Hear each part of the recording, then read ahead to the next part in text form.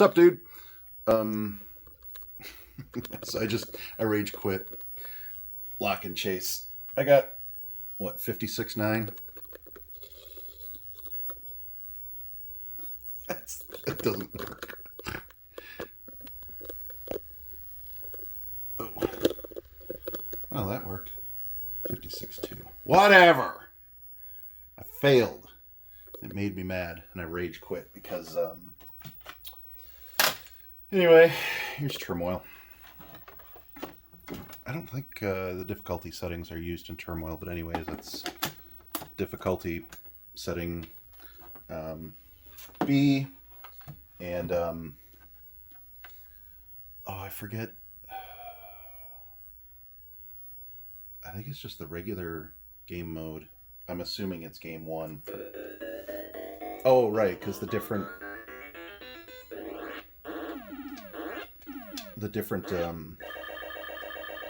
levels just start you out at different levels.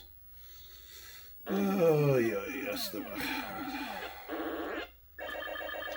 Got a level with you. I'm still hurting after that Lock and Chase incident.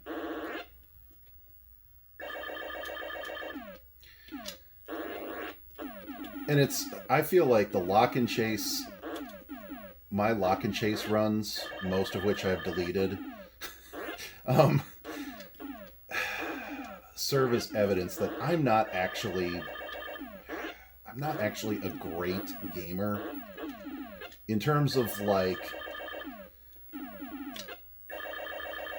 a good gamer would have memorized all the patterns. They would be using the doors to their advantage.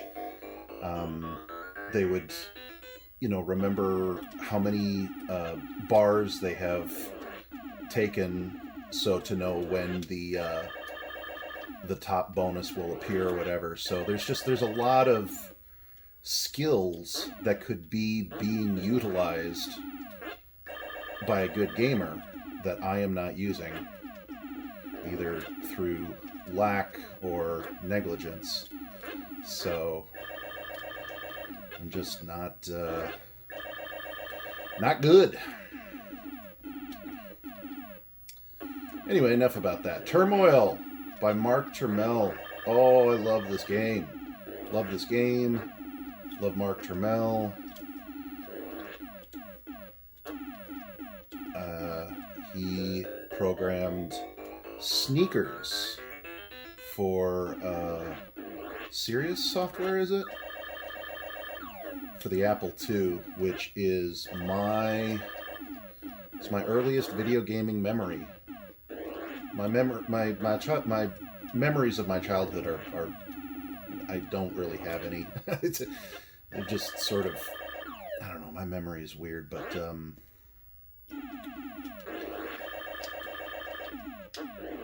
we had an Apple II, and I think I was gaming on the Apple II either just before or at the same time as the 2600. I think we had both.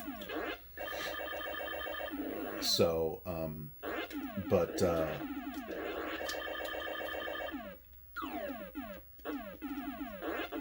I remember the sound of sneakers. I just remember the sounds were so strange and fun, and had a very, it was a perfect arcade game, just action, fast-paced action, plug and play, easy to learn, difficult to master kind of game, whatever. So it's kind of perfect. I mean, a good game. And yeah, I really enjoyed sneakers, and so as I've come to learn about programmers and who made what for when, where, and why, found that Mark Turmel is the man responsible for that game, and yeah, just grateful. All the people that made games in that sort of those pioneering days, from 72 maybe, with the arcade games and things, and yeah, 72 to like, I don't know, 83 or so, like right around the time of the crash. Oh, I said the crash. Got to take a drink. Everyone's got to mention the crash at some point to be legitimate in the vintage gaming community.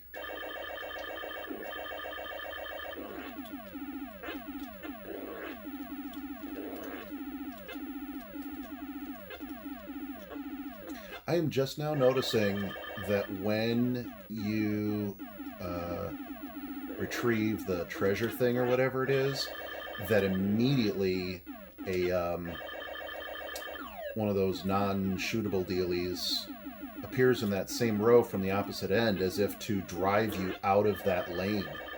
That's clever. Everything about this game is clever and well done. Let's go a little manic. It's good to know. See, and again, a good gamer, and I'm going to try to pretend to be one, will be aware of that fact that when you retrieve the deal, a thing will come that you cannot shoot. You got to get out of that lane because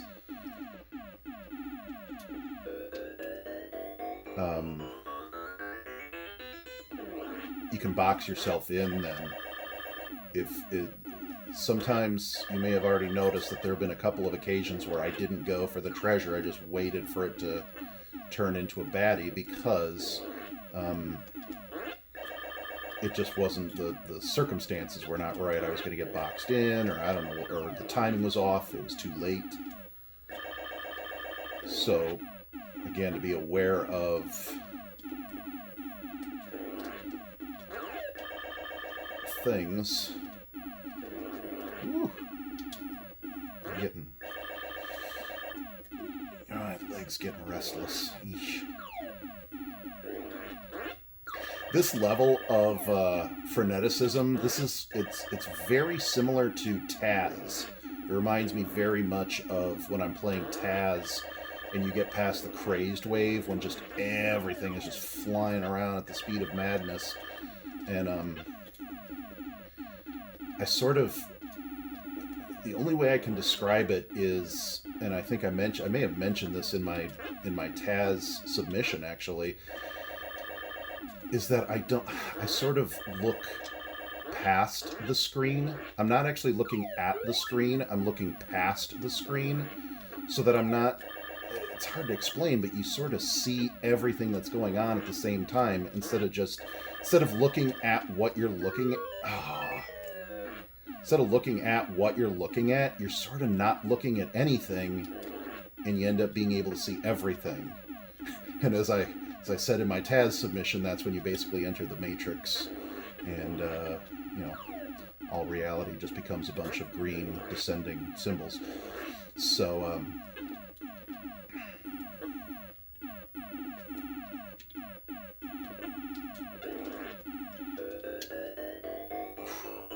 my hand is cramping up. Oy, Gewalt. Ah. I may have mentioned this on my previous, because I have the number 4. I had number 3 record, and then somebody beat me. But I think I mentioned this in that submission, that it's a little easier. I find the waves without the bars on the lanes, the outlines of the lanes, I find that actually easier. It's almost like the lane markers are distracting. Oh, dang, dude, if this attempt fails, it'll probably be because my hand is just cramping up so bad. Good grief.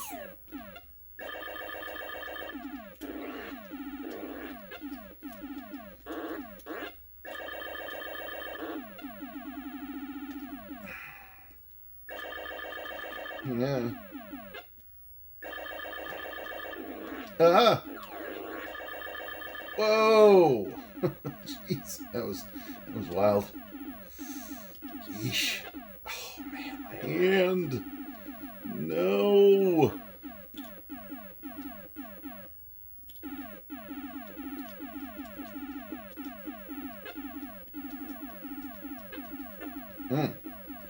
Whoa.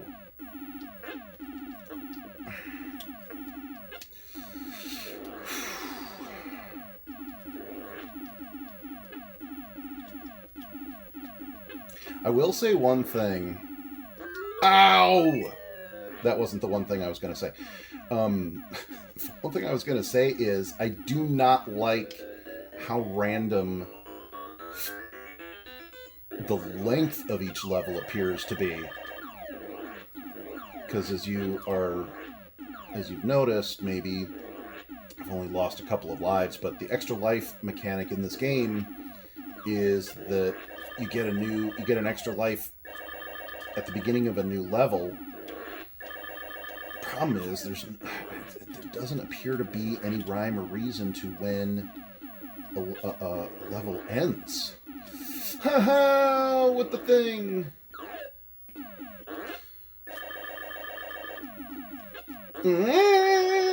I don't know. I don't know what just happened there. I was pretty sure I was dead, and then things happened, and then I wasn't dead, and then I was dead. And I do not know. Gosh. My hand is cramping. My leg is going crazy.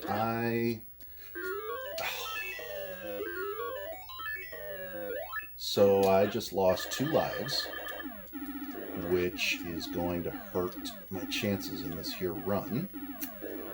I just rolled the score. I guess the score rolls at 100,000. I'd forgotten about that.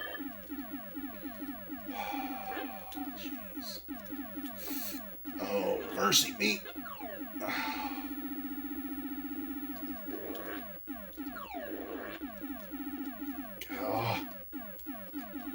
See, and this is where I really need to know when the next level begins so I can just get to it.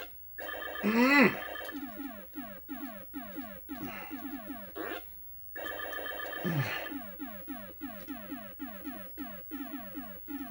my hand is cramping like mad. Gosh.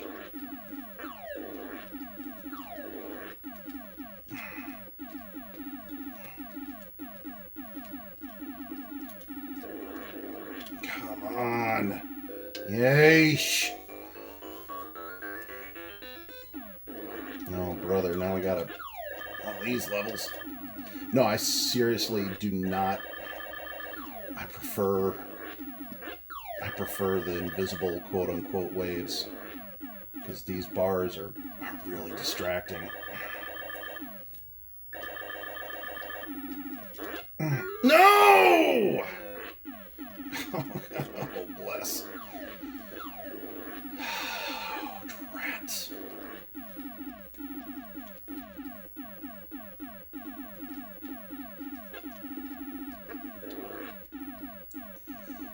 Oh, fluff.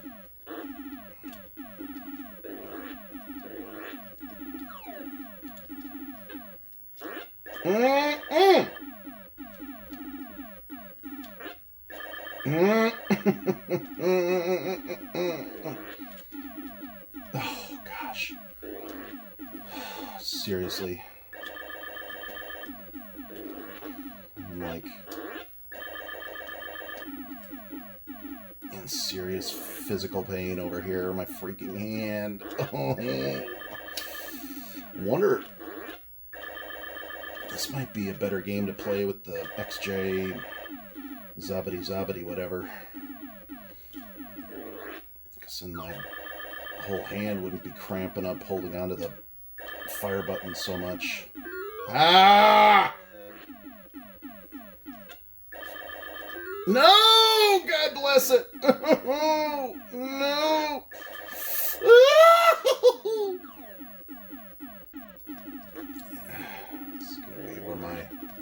run ends.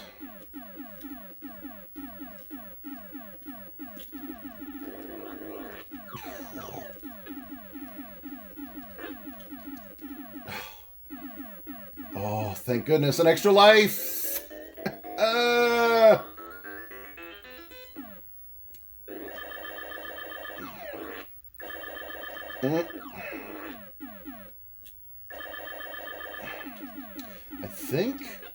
I think 130,000 is roughly what my submission score was. So this is, I'm keeping up with like my quote-unquote best game, which is, that's good. Away with the things. So many flying things. Oh, gosh. Seriously, my hand. I'm going to need to go into rehab when this is over.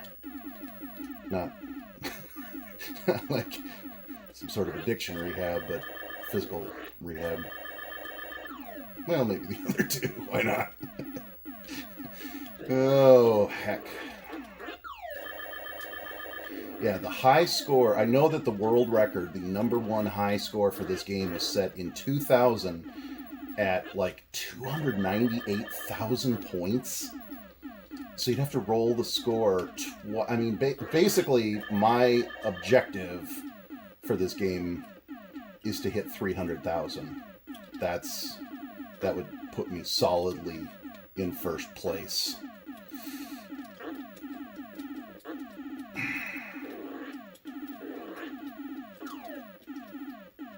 I'm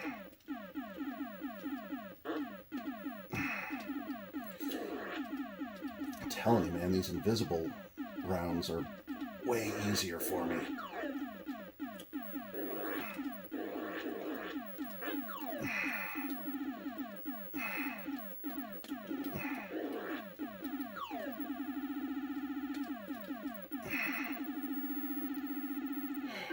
Oh! I was wondering if there was a way to permanently suspend those tanks, as if to sort of pause the game or sort of get a bit of relief. But Mr. Turmoil, the genius, worked a mechanic in there too. So no, you cannot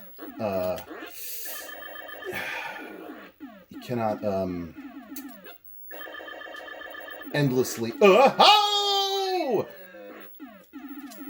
cannot indefinitely suspend the tanks either. You can't indefinitely suspend the tanks. Ooh, 150 is a nice score. I can't get mad about that. That is satisfactory. I'm halfway to my goal. Halfway to the goal. Anyway, yeah, dude, to the in addition to the mechanic that prevents you from staying on one line too long where a destructor comes at you or whatever, yeah, you can't suspend the tanks forever either. God, man is a genius. All right, final score for on Turmoil. There's your little sneaker. Sneaky sneaker was 154.10. Rollover at the time signature to be marked in the thing with the thing. Bye.